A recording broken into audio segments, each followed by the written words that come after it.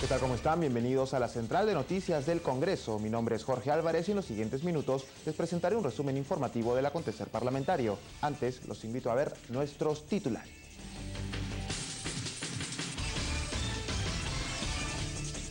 Comisión que investiga influencia del narcotráfico en partidos citó a directivos de Serguero SAC, de Gerald Oropesa, para que expliquen vínculos con esta empresa y Miguel Facundo Chinguel. Rolando Luque de la Defensoría manifestó que rechazo a Tía María es por el mal recuerdo de la población de anteriores proyectos mineros que dejaron pasivos ambientales.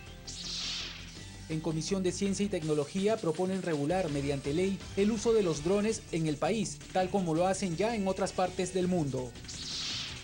San Juan de Miraflores ocupa el primer lugar donde se ejerce la prostitución infantil. Información fue revelada en la mesa de trabajo contra trata de personas.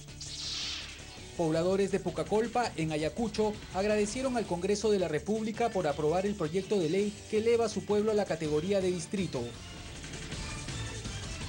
Vamos con las noticias. La Comisión del Congreso que investiga la presunta influencia del narcotráfico en partidos políticos citó a dos directivos de la compañía de limpieza Serguero SAC, de Gerald Oropesa, para que expliquen sus vínculos con esta empresa y con Miguel Facundo Chinguel. Al amparo de esta citación, Cecilia Salas Espinosa, socia fundadora del Serguero SAC, y Jean Robert Rodríguez Rosales, gerente general de esta empresa, deberán acudir el lunes 25 de mayo a las 10:30 de la mañana a la sala María Elena Moyano del Congreso de la República. Según la citación publicada como aviso en el diario El Peruano, ambos deberán presentarse para que informen sobre su participación en la empresa Serguero SAC y otras vinculadas a Gerald Oropesa, así como sobre la naturaleza de la asesoría legal y patrimonial brindada por el señor Miguel Facundo Chinguel a dichas empresas. La convocatoria lleva la firma de la legisladora Rosa Mavila León, presidenta de la comisión investigadora. Según se supo, luego de esta sesión se convocaría a la madre del prófugo Oropesa, así como a otros familiares cercanos. Y en la Comisión de Energía y Minas, Rolando Luque, adjunto para la prevención de conflictos sociales de la Defensoría del Pueblo, manifestó que uno de los motivos que han generado las reacciones contra el proyecto Tía María fue el mal recuerdo que aún tiene la población de anteriores proyectos mineros, como es el caso de Hualgayoc, que dejó varios pasivos ambientales. Hay un primer gran momento del conflicto que es del 2009 al 2011. Así está registrado en el sistema de monitoreo de conflictos de la Defensoría del Pueblo, que como ustedes saben es un instrumento que de manera permanente recoge información desde el año 2004 a la fecha y la publica en reportes mensuales, donde se señalan quiénes son los actores, cuáles son los problemas, en qué estado se encuentran los conflictos y se presenta información cruzada con otros indicadores. En ese momento entonces, del 2009 al 2011, uno de los antecedentes que hay que tener en cuenta es que hubo un rechazo al primer estudio de impacto ambiental. Lo que los agricultores y demás pobladores de Cocachacra, de Ambaldivia, Punta de Bombón señalaban es que si se tomaban las aguas subterráneas podría provocarse un desbalance hídrico en una zona además que es muy próxima al valle, y como se trata de una actividad principal, ancestral, la agricultura, podría estar en riesgo el abastecimiento de agua para las tareas agrícolas. Hay una percepción también de la población de que el Estado no evalúa a fondo el estudio de impacto ambiental. Estamos hablando del estudio del 2011. El 90% de la población vive de la agricultura en el valle. Es una zona desértica y por consiguiente la percepción de estrés hídrico es muy clara. Toda la costa padece del mismo problema y hubo en ese momento poca receptividad del Estado a las demandas de la población. Después de la aprobación del estudio de impacto ambiental, lo que tenemos es en que entre la aprobación del estudio de impacto ambiental y el paro transcurren 7 meses. La pregunta obvia es, ¿tiempo suficiente como para hacer un intento de divulgar, de transmitir el contenido del estudio, de convencer, etcétera? Sin embargo, no hubo un plan de gestión del conflicto, tanto de las entidades estatales como de la propia empresa en relación a esto. Es decir, no se presentó una propuesta de debate técnico y negociación, no hubo tampoco la posibilidad de sondear si es que nuevamente un tercero podía intervenir para realizar la revisión del estudio de impacto ambiental. Esto no es que lo propongamos, esto es que son opciones que podrían haber sido tomadas en cuenta. Los integrantes de la Comisión de Seguridad Ciudadana plantearon reformular la Ley de Armas de Fuego, municiones, explosivos, productos pirotécnicos y materiales relacionados de uso civil. También acordaron invitar al superintendente de la SUCAMEC para que informe sobre la situación de las armas en nuestro país. El coordinador de la Coalición por un Perú Libre de Armas Ilegales, Jesús Tomás Saldías, consideró inconstitucional e improcedente la Ley 30.299 sobre armas de fuego, ya que en su reglamentación no se ha considerado a la sociedad civil. Agregó que su preocupación se basa también en que la Superintendencia Nacional de Control de Servicios de Seguridad, Armas, Municiones y Explosivos de Uso Civil, SUCAMEC, intentaría desconocer la definición de arma y munición de guerra expresada en la cuarta disposición complementaria transitoria de la ley. Como es el control de armas en favor de la seguridad ciudadana, se restringe el acceso y se impida que ciudadanos honestos y cumplidores de la ley puedan mantener su propiedad, renovar sus licencias o acceder a ellas si así lo deciden. Por ello, señor congresista, apelamos a sus buenos oficios y a su función fiscalizadora para que en el proceso de reglamentación cumpla con el mandato imperativo de la Ley 3299 y que el producto final haga honor también a una ley que es considerada por los expertos como una de las mejores a nivel internacional. Ante esta preocupación, el congresista Renzo Reyardo pidió la presencia del superintendente de la SUCAMEC, Derrick Latorre, y solicitó al Ejecutivo reglamentar esta ley. Hay muchísimas leyes que no están siendo puestas en funcionamiento, digamos, o en vigencia, producto de ese descuido y ese, en fin, esa negligencia de parte de los funcionarios públicos, sobre todo del Ejecutivo, y esa es nuestra función también. Deberíamos de aprobar algún mecanismo legal, alguna norma que determine responsabilidad de quienes no ponen o no cumplen con los plazos establecidos en la ley para reglamentar las normas, que es sumamente importante. Esta propuesta fue apoyada por el parlamentario Teófilo Gamarra y señaló que es necesario reformular la norma. La ley debería debería aplicarse en la medida que el reglamento sea emitido. Y en ese sentido sí creo que la Comisión debería ya emitir un pronunciamiento, enviar un oficio tanto al Ministerio del Interior y a la PCM para que de una vez se trabaje este tema. Estuvieron presentes representantes de la Cámara de Comercio de Lima, la Sociedad de Tiro de Miraflores 159 y la Asociación Peruana de Propietarios de Armas de Uso Civil, informó Central de Noticias del Congreso. Ahora les contamos que en la Comisión de Economía se inició el debate sobre el proyecto de ley que modifica la actual tasa de mortalidad para fijar los pagos a los jubilados en el sistema privado de pensiones, elaboradas a partir de estadísticas con experiencia propia. Veamos. Fue luego de la sustentación del proyecto a cargo del congresista Juan Pari, autor de la iniciativa, quien destacó que los cálculos de mortalidad en el sistema privado de pensiones del Perú deben considerar las cifras reales del país y no del extranjero, pues consideró poco probable que un afiliado viva hasta los 110 años. Simplemente es sincerar, simplemente es expresar la información y los datos que existen en nuestro país.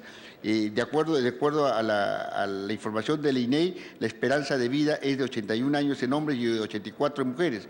Ya pues, si eso, inclusive muchos dicen que son inferiores, pero bueno, tomemos los datos oficiales y no datos que simplemente se interponen y no conllevan a sincerar lo que es en nuestra patria. El legislador también se preguntó cuál es el destino de los aportes de las personas que fallecen antes de cumplir los 110 años. Son las personas que fallecen, obviamente, mucho más antes y con quién se queda esa plata. O sea, ahí hay un tema. Si es renta vitalicia, el derecho ahí simplemente queda. Entonces, ¿quién es el que se apodera ese dinero? Eso es un tema ya de apropiación, inclusive apropiación legal de un dinero que no le pertenece. Su colega Víctor Andrés García Belaúnde, autor de una iniciativa referida al mismo tema, destacó que el cálculo de la tasa de mortalidad en el Perú debe ser exclusivo del Instituto Nacional de Estadística e Informática. Lo que yo planteo, presidente, es que la tasa de mortalidad se pueda fijar de acuerdo a las tasas de mortalidad preparadas por el Instituto Nacional de Estadísticas e Información.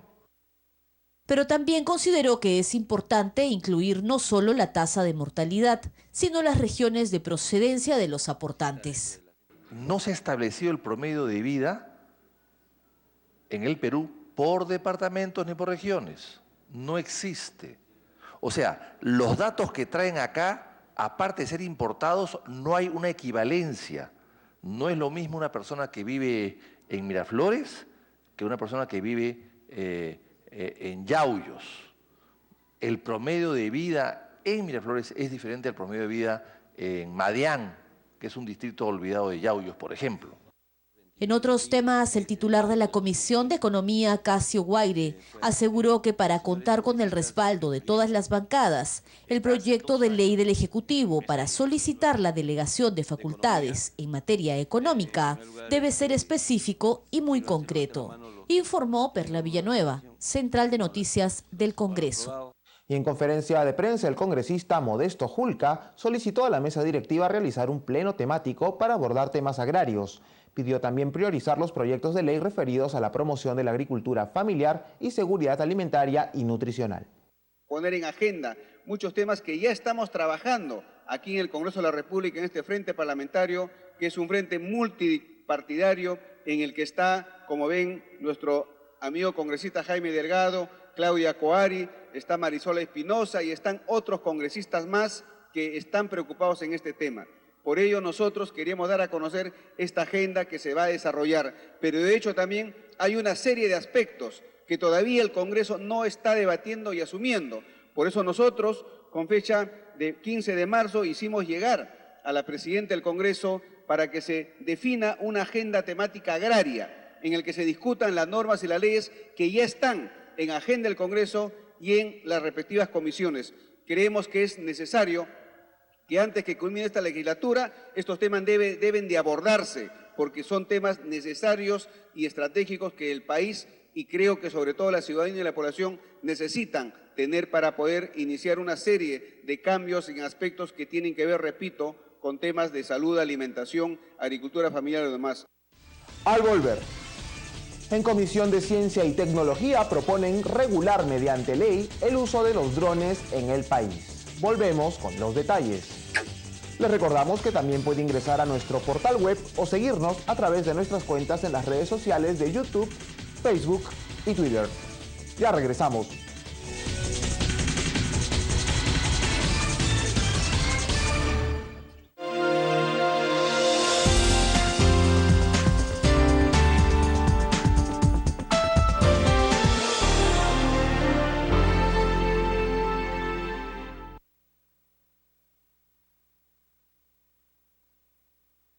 Tu congresista no trabaja solo.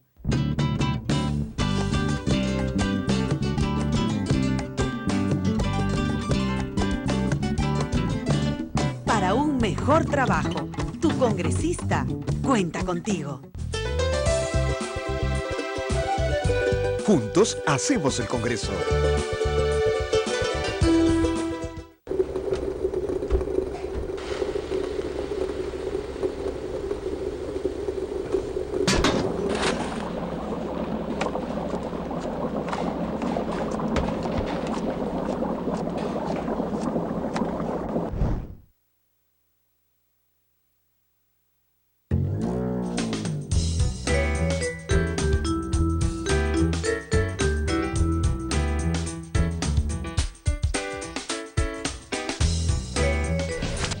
Comisiones. Las comisiones son grupos de trabajo especializados y de ellas depende en su mayoría que las leyes y resoluciones legislativas que sanciona el Congreso de la República guarden coherencia no solo con la Constitución, sino con las leyes en vigor y sean aplicables en beneficio del país. Las comisiones tienen la misión de absolver consultas, opinar, sugerir la aprobación, modificación, rechazo, archivamiento de las proposiciones que se les somete.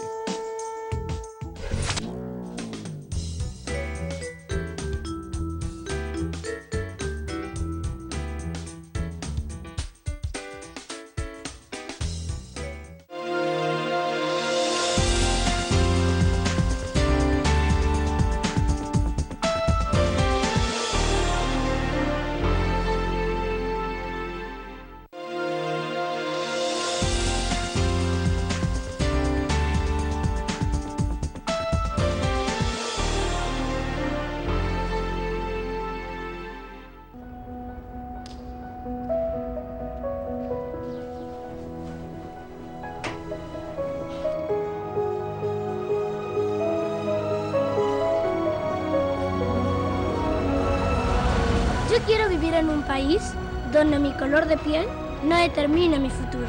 Yo quiero vivir en un país donde no hayan prejuicios ni estereotipos sobre las personas. Yo quiero vivir en un país donde mi lengua no sea motivo de burla ni desprecio.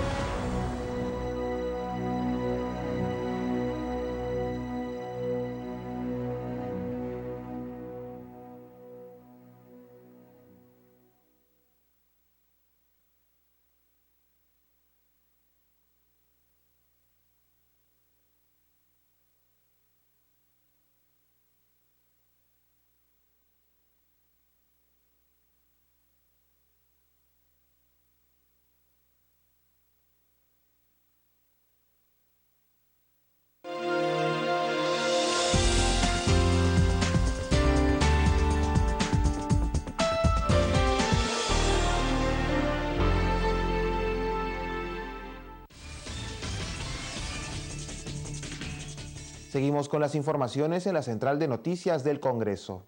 En la Comisión de Ciencia y Tecnología se informó sobre la importancia y el uso de drones para la protección del patrimonio cultural. Eduardo Cabrera Ganosa, presidente de este grupo de trabajo, anunció que se prepara un proyecto de ley sobre el uso y regulación de drones, conocidos también como vehículos aéreos no tripulados.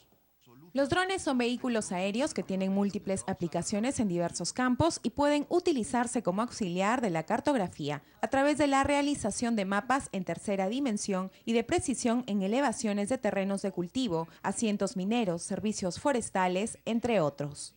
Tú sabes que la minería, en realidad, por lo general, las estructuras minerales están emplazadas en lugares muy accidentados de la Sierra del Perú, que es tan rica en materia mineral. Y, lógicamente, un dron puede alcanzar lo que el hombre le dificulta muchísimo en el tiempo. En consecuencia, creo que esto sería una ventaja extraordinaria para el Perú. Es cuestión sencillamente de tener la inteligencia, la equidad, para poder hacer una buena regulación a través de un buen proyecto de ley que se convierte en ley y que finalmente tenga un reglamento. Por su parte, Luis Castillo Butters, profesor de la Universidad Católica del Perú y ex viceministro de Cultura, informó que en el país los drones están siendo mal utilizados y que una de las formas de control sería a través del otorgamiento de licencias y la limitación en el uso que se quiere dar a estas naves. Lo que debe estar controlado es la licencia sobre el aparato. O sea, cada vez que se vende un aparato debe tener un número de registro, que es el número de registro que yo debo de poder controlar. Castillo Butters dijo que uno de los países más adelantados en el uso de la legislación de los drones es Australia. Señaló que en ese país está prohibido el uso sobre los edificios públicos, actividades deportivas y hasta culturales. En Australia, que es quien tiene la legislación más interesante, los criterios están resumidos en este cuadro que pueden ver aquí. Usted, lo que dice este cuadro, que usted no debe de volar a menos de 30 metros digamos, de personas o de edificios. Es decir, uno no debe de volar drones encima de la gente, eso está clarísimo. No debe de volar drones en estadios, es muy peligroso porque son tecnologías. En la reunión también estuvieron presentes los parlamentarios María López Córdoba, Casio Guaire y Kenji Fujimori, autor del proyecto de ley. Informó Jari Izarra, Central de Noticias del Congreso. La Sociedad Nacional de Radio y Televisión expresó su desacuerdo con la iniciativa para modificar la Ley de Radio y Televisión que plantea que los canales de televisión de señal abierta destinen 2 horas de su programación diaria a espacios culturales. Fue en la sesión de la Comisión de Cultura donde se analiza el tema. Veamos la nota. En su exposición, Jorge Vaca Álvarez, director ejecutivo de la Sociedad Nacional de Radio y Televisión, dijo que el proyecto de ley denominado de promoción y difusión de la programación cultural a través de la televisión de la señal abierta, presentado por el congresista Agustín Molina, no distingue entre los medios de comunicación de acuerdo a su finalidad, es decir, entre los que presentan servicio comercial y educativo y que atenta contra la libertad de empresa. Yo lamento profundamente la ausencia del viceministro de Comunicaciones, que seguramente por la agenda no ha podido acompañarnos, pero es importante y es crucial contar con un análisis respecto de nuestro organismo regulador. Nosotros somos un servicio regulado. Las empresas radiodifusoras deben colaborar con el Estado, pero no hay una precisión ahí. El congresista Víctor Andrés ha dado un recuento de algunos medios de comunicación de otros países. Si hacemos esa comparación, de repente un poco excesivo. Pero lleguemos a un medio, pues lleguemos a un punto medio. Pero lo importante es que se apruebe este proyecto, señor presidente, porque va a beneficiar y nos va a recordar que, mire, en el futuro, seguro los niños, que en algún momento nos va a reconocer, por fin, el Congreso se ha puesto de pie para poder decir no a este tipo de programas que de verdad hacen daño a la mente de los jóvenes y los niños. Añadió que imponer 2 horas de espacios culturales y educativos entre las 3 de la tarde y 8 de la noche afecta el prime time de los canales comerciales y por ende de sus ingresos. Dijo que los ejemplos de la televisión europea no son válidos para nuestra realidad, pues en ese continente la televisión surgió por iniciativa de los gobiernos, mientras que en Latinoamérica fueron iniciativas privadas. El proyecto de ley atenta contra la libertad de empresa de los medios, pues impone una cuota de contenidos y elimina cualquier posibilidad de que nosotros podamos, dentro de ese horario, que es uno de los más importantes en audiencia, generar los recursos que nos permiten seguir creciendo. Al señalar otros argumentos, Vaca mencionó que la iniciativa debilitaría la industria de la televisión nacional y pidió la opinión del Ministerio de Transportes y Comunicaciones. Ya hay una legislación donde se obliga a que tengan un porcentaje de producción nacional. Por eso es que existen telenovelas, una serie de producciones nacionales. Pero esas producciones nacionales siguen siendo imitaciones de las telenovelas brasileras, venezolanas, mexicanas, y se copian todo. Hasta el programa Combate es una copia, no hay nada creativo. Y claro, todo eso se vuelve comercial, ¿no? ¿Y dónde está el lado educativo? El Estado tiene la obligación de imponer horarios educativos. De otro lado, por unanimidad, la Comisión de Cultura aprobó incorporar la escenificación de la ceremonia ritual Bichama Raimi en el marco de la ley que oficializa los festivales y rituales de identidad nacional y que se inicia el 28 de julio de cada año. Y desde hace 33 años, a la fecha ya va a ser 35 años, se escenifica de manera permanente, siendo parte de la identidad cultural de los pueblos de la provincia de Barranca. La escenificación del Bichama Raimi tiene como escenario el templo sagrado de la fortaleza de Paramonga en homenaje al nacimiento de la civilización andina en la provincia limeña de Barranca durante el mes de julio de cada año. Informó Central de Noticias del Congreso. Opiniones divididas generó el proyecto de ley que promueve el desarrollo de aerolíneas de bajo costo para cubrir rutas locales. Fue en la sesión de la Comisión de Transportes donde además se trataron otros importantes temas. La iniciativa plantea, entre otras cosas, exonerar del pago del impuesto selectivo al consumo del combustible de avión a estas empresas aeronáuticas, con el fin que cobren tarifas de bajo precio. Así lo explicó la congresista Natalie Condori, autora del proyecto de ley, ante los integrantes de este grupo de trabajo. Que de no ampliarlo, los costos de los pasajes se incrementarían. Eso sí tendría impacto y afectaría especialmente en una competencia desleal a nuestras aerolíneas o especialmente, como todos sabemos, tenemos una sola aerolínea en el Perú y el resto son de inversión o capital extranjero. La eliminación del régimen de admisión temporal. Es decir, si una de estas empresas de bajo costo ingresara al mercado peruano con estas reglas, fácilmente sería aplastada por la aerolínea que lidera el mercado al perder competitividad. Otro planteamiento de la iniciativa legislativa es prorrogar por 10 años más la norma que permite el ingreso de piezas, repuestos y motores de aeronaves con beneficios tributarios. Que esto se extienda por un plazo de 10 años, ¿no? La vigencia de esto atemoriza a las empresas que quieren ingresar como a las aerolíneas de bajo costo. Mientras exista esta espada de Damocles sobre el régimen aéreo comercial, ningún operador ingresará al país. La sustentación del proyecto de ley generó un intenso debate entre los integrantes. El congresista Mesías Guevara se mostró contrario porque aseguró que en el tiempo que estuvieron vigentes ambos beneficios, el Estado dejó de percibir 1.115 millones de dólares y el pasajero nunca sintió el impacto de esta medida. Esta ley, la 29C24, tiene beneficios tributarios que incluso hay aerolíneas que han importado motores, que han importado partes y no han pagado lo que es un sol por esos impuestos. Y precisamente se han favorecido por estos beneficios y sin embargo no lo han revertido a favor del pueblo peruano. En otro momento, se acordó invitar al viceministro de Comunicaciones para el próximo 2 de junio para que explique el Plan Nacional de Asignación de Frecuencia, así como la función del Consejo Consultivo de Televisión, entre otros temas, informó Karina Aliaga. Acompañado del alcalde de la provincia de Huanta y del distrito de Ayahuanco, el congresista José Urquizo participó de la ceremonia especial de recepción de la ley de creación del distrito de Pucacolpa, aprobada por el Congreso de la República. En medio de una gran expectativa y ceremonia especial, la población ayahuanquina, acompañada por sus principales autoridades, celebraron la recepción de la ley número 30.320, ley de creación del distrito de Pucacolpa, con su capital Hualhua, en la provincia de Huanta del departamento de Ayacucho. La ley ha sido publicada en el Diario Oficial Peruano el día 28 de abril del 2015. Esa es la fecha, con la promulgación, con la publicación en el Diario Oficial, que surge todos sus efectos. Entonces, el primer aniversario será el próximo 28 de abril. El congresista José Urquizo Magia reiteró su total apoyo para seguir trabajando por el bienestar, crecimiento y desarrollo sostenible de los pueblos. Hoy día nos convoca un nuevo reto. Ese nuevo reto tiene que ver con esta ley que el día de hoy en documento físico hemos entregado al señor alcalde del centro poblado de Guaya, que pasa a ser la capital de este distrito 117, ubicado en la provincia de Huanta.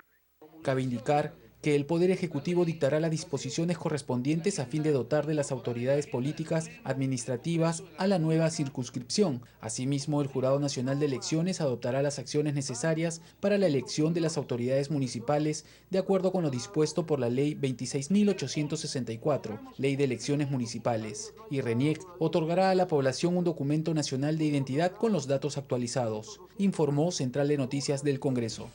Al volver, Distrito de San Juan de Miraflores ocupa el triste primer lugar donde se ejerce la prostitución infantil. Esta información fue revelada en la mesa de trabajo contra la trata de personas. Volvemos con los detalles.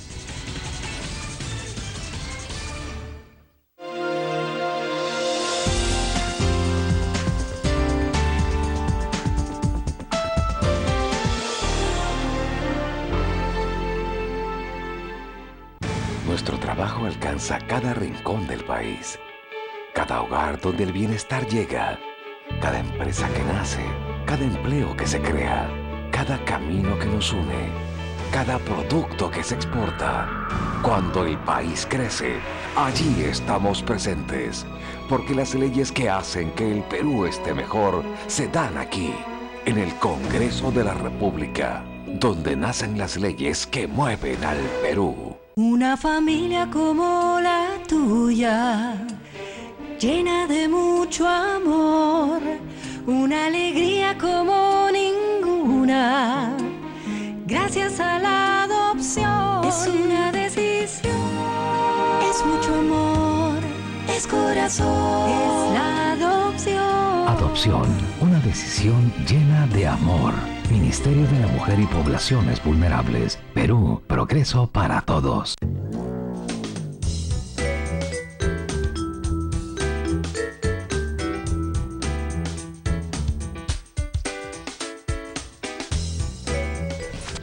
Reconsideración. Concluido el debate y aprobación de un proyecto de ley, cualquier parlamentario tiene la facultad de solicitar la reconsideración de determinado artículo, de un capítulo o de todo el proyecto. Se presenta por escrito y su aprobación requiere una votación a favor de la mitad más uno del número legal de congresistas.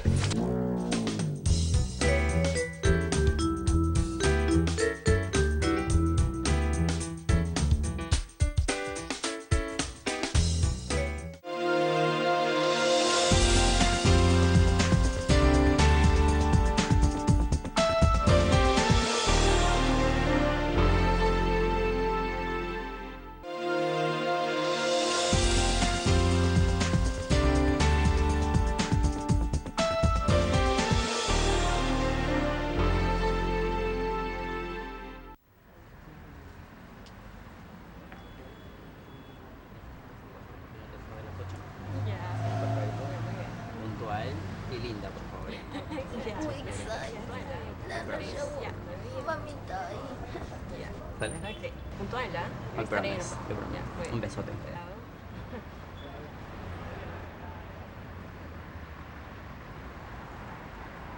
Señorita, Ñuhan, Munami y matan. Disculpe, señora, ¿qué? Ñuhan, Munami No y la matan. entiendo. A ver, deme su receta médica mejor. Ay, ¿qué quiere esto? Ya, mire. Le voy a dar un papelito, ¿sí? Y usted aquí me va a apuntar lo que quiere, ¿bien? Ya, mire, ¿sabe qué? Salga. Salga, señora. Salga. La próxima.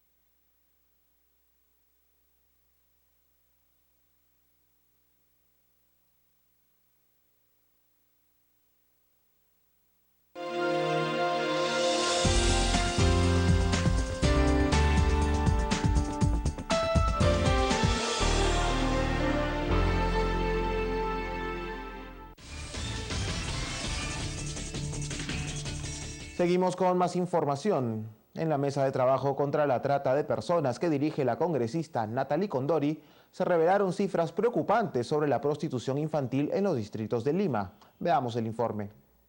El 70% de casos de prostitución infantil en todo Lima los concentra San Juan de Miraflores, y de los 480 hoteles registrados en este distrito, 20 de ellos fueron clausurados precisamente por ejercerse este delito. Así lo informó el comandante PNP en retiro, Jorge Ugarte, quien labora en dicha municipalidad. Hay más de 480 de estos locales que se suman a otros, que actúan como restobar, karaokes, centro de masaje, y donde también se ejerce la prostitución y donde también, ¿no?, se supone que hay menores, ¿no?, de edad.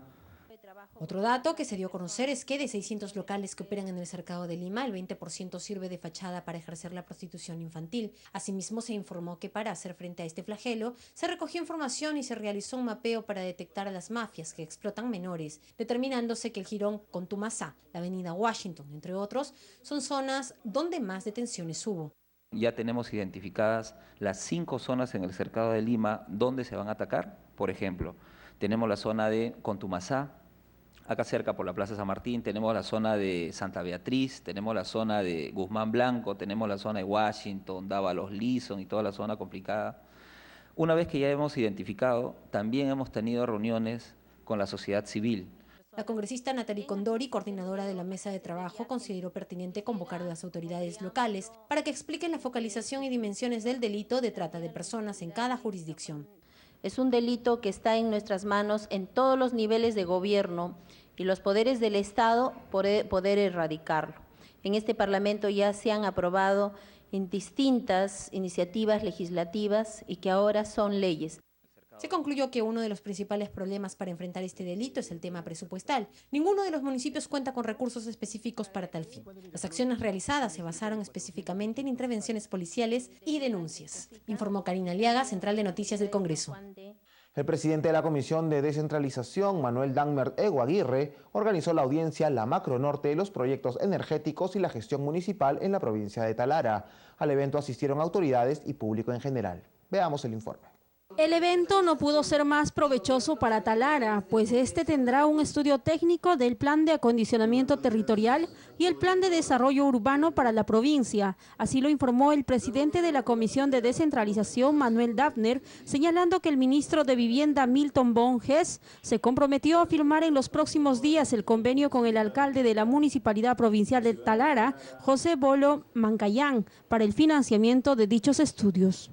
Nosotros hemos dado paz a este acuerdo y este acuerdo ya tiene sus actores y nosotros vamos a seguirlos fiscalizando, vigilando, apoyando con otras ideas, con otras iniciativas, con otros proyectos de ley, como el proyecto, por ejemplo, para que el canon petrolero que se ha reducido, los proyectos de inversión de los municipios y de las regiones puedan ser apoyados con un aporte del gobierno central en función de que los proyectos de inversión ya concretados en el presupuesto se puedan ejecutar y el gobierno estatal les aporte recursos. Por su parte, el viceministro de Vivienda y Urbanismo, Ricardo Vidal Núñez, reiteró que existe el compromiso del ministro de Vivienda para realizar el estudio del Plan de Acondicionamiento Territorial Provincial de Talara y el Plan de Desarrollo Urbano de la mencionada provincia, la cual se deberá culminar en un plazo máximo de 8 meses. Vamos a firmar el convenio y el Ministerio de Vivienda va a asumir el financiamiento. Ese ha sido el compromiso del ministro y lo vamos a sacar adelante porque creemos en la posibilidad, en el desarrollo, en la importancia que tiene la provincia dentro de la macrorregión norte. Por otro lado, el alcalde de la Municipalidad Provincial de Talara, José Bolo Mancayán, anunció que propondrá al Consejo Municipal una ordenanza municipal que oriente la gestión hacia un desarrollo urbano. Voy a suscribir un decreto de alcaldía que crea el Programa Municipal de Vivienda como un proyecto urbano de interés social a cargo de la Municipalidad Provincial, que se desarrollará en áreas de terrenos de expansión urbana reservados para tal efecto. En el mencionado evento estuvieron presentes la subgerente de Desarrollo Urbano, Marcela Franco Talledo, el director general de Política y Regulación en Vivienda y Urbanismo, Luis Tagle Pizarro, el presidente de la Junta Vecinal de Asentamiento Humano Vista Alegre, Nicolás Valladares, y los alcaldes de los distritos del Alto, La Brea, Lobitos, Los Órganos, Máncora y Pariñas. Informó Mónica París, Central de Noticias del Congreso. Hasta aquí las informaciones en la Central de Noticias del Congreso. Los invitamos a seguir nuestra programación en el canal 73 de Movistar y el 56 de Claro y PES Cable. Será hasta una próxima oportunidad.